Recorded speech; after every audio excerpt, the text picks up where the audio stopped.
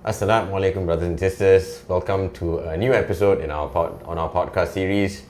The title of this episode is a little bit controversial, not too controversial, but a little bit controversial, and that is what to look out for in a coach when you're looking for help in your health, weight loss, or even strength journey. So, Coach Nafis, would you like to start us off? Okay, since it's a controversial topic, I will start off with myself first. I started training people right after national service, and if I can go back time, I would not even train under myself back then. Okay, that's the first thing Because last time I had the concept of, because after NS, right, so do this, don't talk to me, follow this is the best way. Actually there's no best way. Then actually technically it is lah, our way.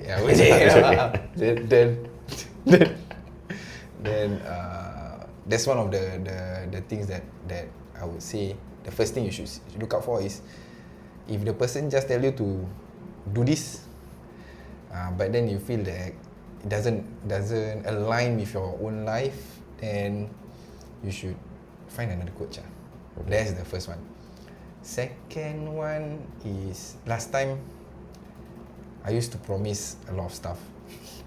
That one, and then guarantee a lot of stuff. I feel that it's a red flag lah. It's a red flag. I shouldn't have done that because we are Muslims. Then the only person that can guarantee anything is Allah SWT. And then if you are saying that you can guarantee anything can happen. Anything can happen from the moment they purchase the coaching, and it can be like 2 minutes later something might happen. So, and from your experience, what can go wrong? If you want to continue with your training, then what can you do? You have to refund. Then all the guarantee and everything doesn't make sense. If the person shift work, seasons in life lah. Seasons, then after that you promise this, but the promise was actually based on the previous set of schedule, terms and stuff like that. So then it's going to be hard on yourself lah.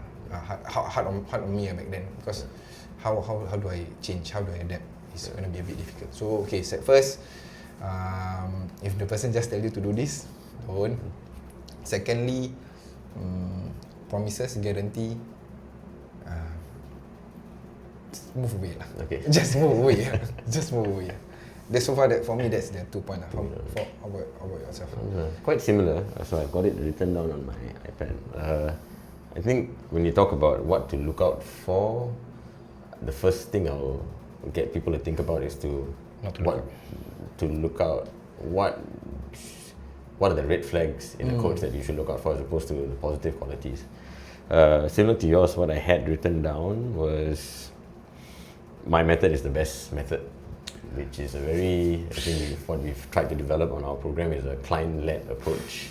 The technical terminology, the buzzword, client-led approach, which we both of us, I think, have really bought into. And like you said, I don't think there's any best method. It's what's best for the client. And I think the thing that I want to lead with is the game has changed for us as coaches. And I've discovered this while coaching cricket.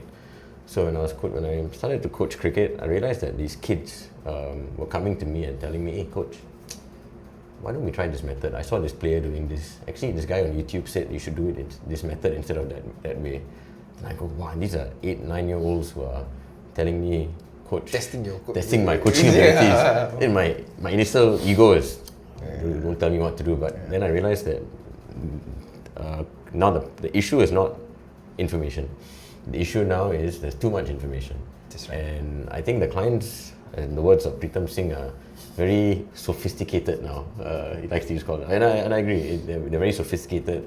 The know-how is there, and so you can't really fluff clients anymore. And I feel the power of knowledge is no longer in the coach's hands. Because I think back in our day was the coach guru, whatever he says goes. But now that has changed lah.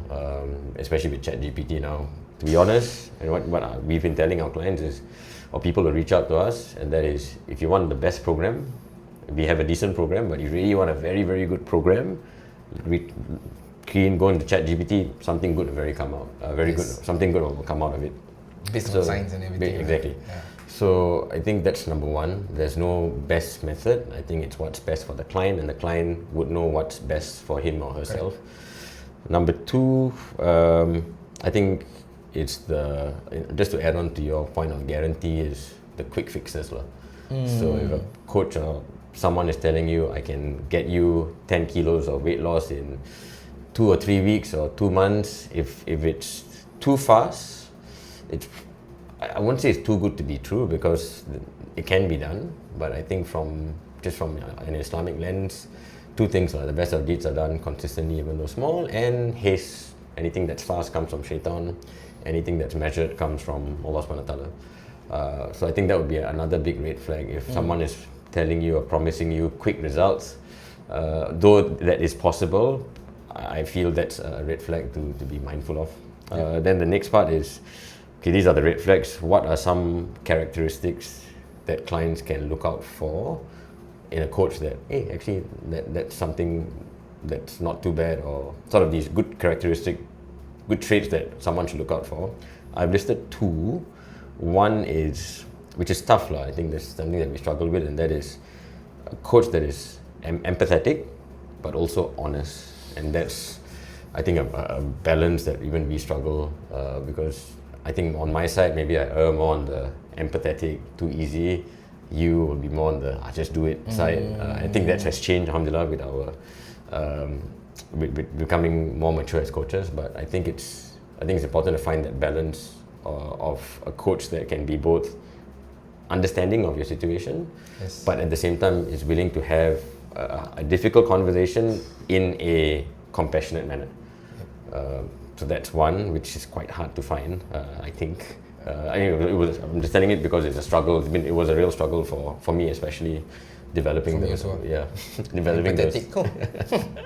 never hear before that word until I got my kids. Empathetic. Yeah. That's.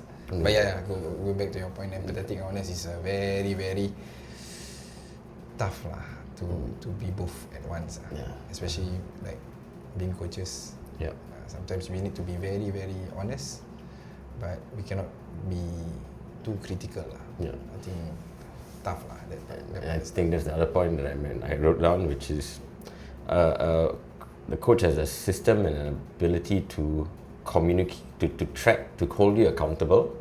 That the coach that you're looking out for should be able to hold you accountable with a system, because amongst all the core components that are important for getting results from a dunya perspective is the accountability, which is what the coach is paid to do primarily. But you also want to hold a client accountable without being judgmental. Yeah. So it's suspending judgment while holding a client accountable. So I think these are two things: honest but empathetic in communication, a system of accountability without judgment. So that will be two things I would look out for in a coach. And the two red flags I would look out for in a coach for me would be my method is the best method, so client-led approach. Yep. And a coach that can promise you, or seems to be promising you, quick fixes lah. Yeah. Then for me, I can add on like the green flag that you can look out for is he practicing what he teach? That's all. Like if he does the program that he give you, good sign. Cause yeah, cannot say this kind of thing. Very controversial lah, bit lah.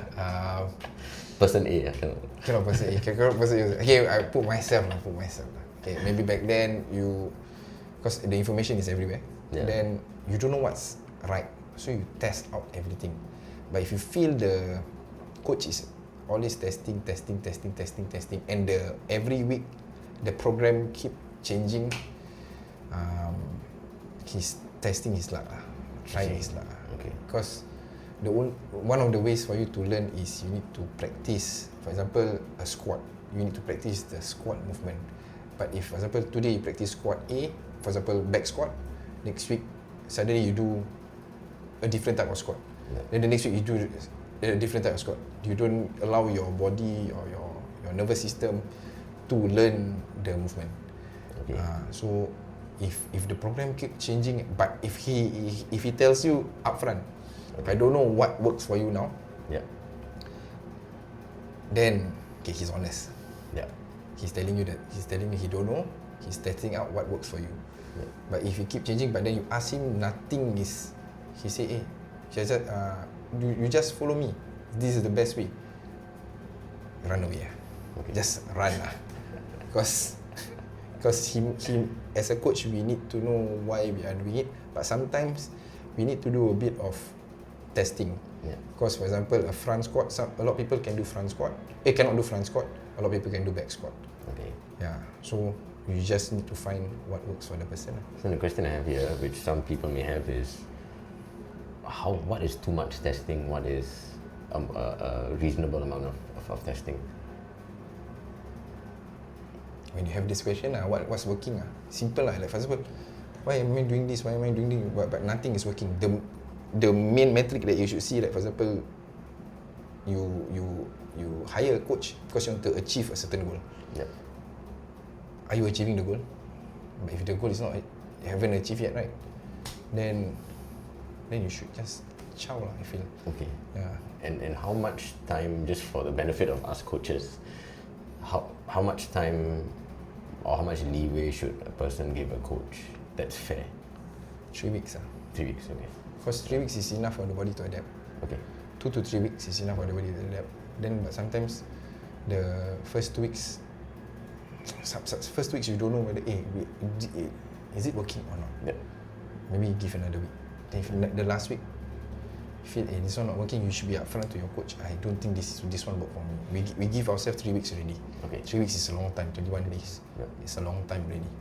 Yeah. So then we can change another program. But for some people, we really need to experiment. Okay. But this one outlier. Very outlier. So generally, a rule of thumb out there, 3 weeks. 3 week runway lah. Yes, I think that's then- fair for both parties. Correct. Then everything will work up to 6 weeks. That one everything will work up to 6 weeks.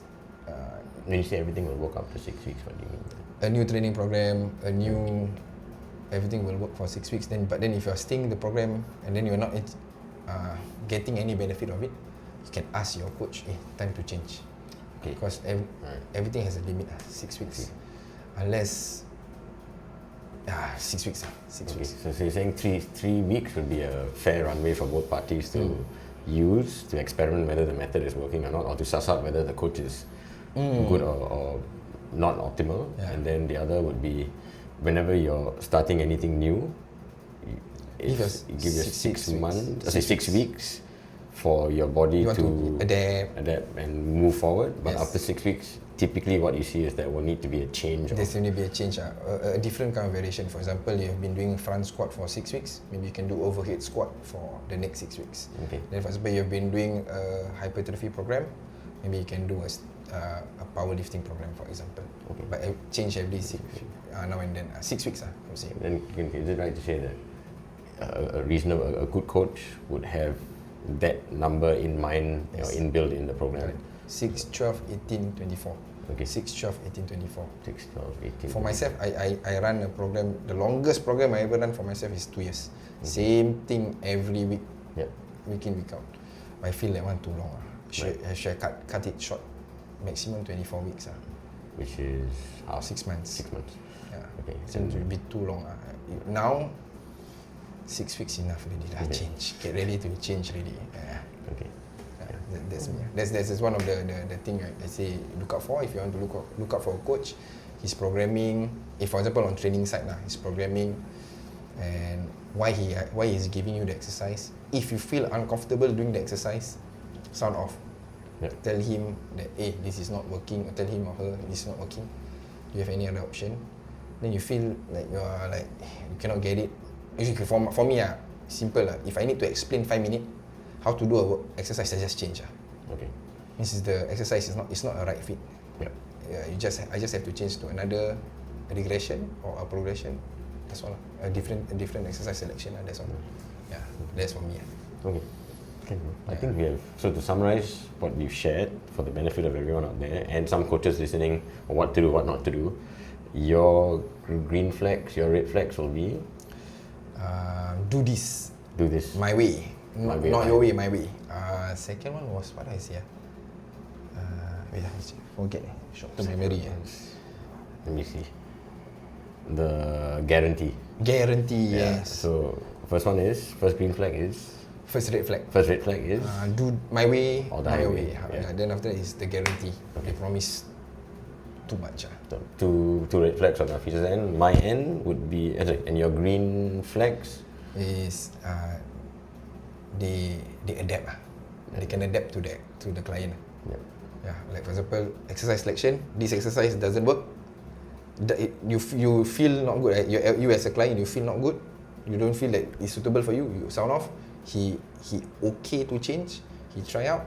Okay. Then after, if for example you feel good, give yourself 3 weeks. You feel 3 weeks, the exercise not good, then request for another change. That's my take. So adaptability would be the. Yeah. Okay, so your main green flag, adaptability. Red flags are guarantees and my way or the highway. Yes. Okay, then to add on from your bit, which I think a point that I also had written down is primarily the game has changed. Clients, you hold the power, you have the knowledge, and the issue now is too much knowledge. And I think our goal as coaches is to try and help you work through that noise. But essentially, what we see with the problem now is, just to add on, so my red flags would be my method, a non-client-led approach is a red flag, and the quick fix promise is very similar to your guarantee. Just to add on from that, and the green flags that I would look out for, things I look out for in a coach would be honest but empathetic with the communication, and able to have a system of accountability, but at the same time the coach let goes or dissociates from judgment. With that, I think we can conclude this episode. Once again, may Allah subhanahu wa ta'ala bless the content that was shared on this episode, and may this content be beneficial for anyone watching out there. For those of you out there who have benefited from this program, what we sincerely request from you is your du'as. I think that's priceless, and supporting us in our journey of trying to deliver as much value to you as possible. Ameen. Ameen.